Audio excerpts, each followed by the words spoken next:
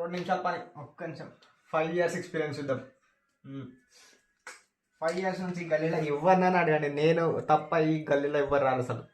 అంతా ఎక్స్పర్ట్ మనం, మొత్తం 5 years ఎక్స్పీరియన్స్. అదే బాబు ఎలక్ట్రిక్ పని నేర్చుకుంటాను అక్కడ, వస్తా అసిస్టెంట్లా. రా అట్లేం లేదు, పైసలు ఇయ్య అంటే ఇస్తా, ఒక ఎక్స్పీరియన్స్ తర్వాత ఇస్తా అసిస్టెంట్.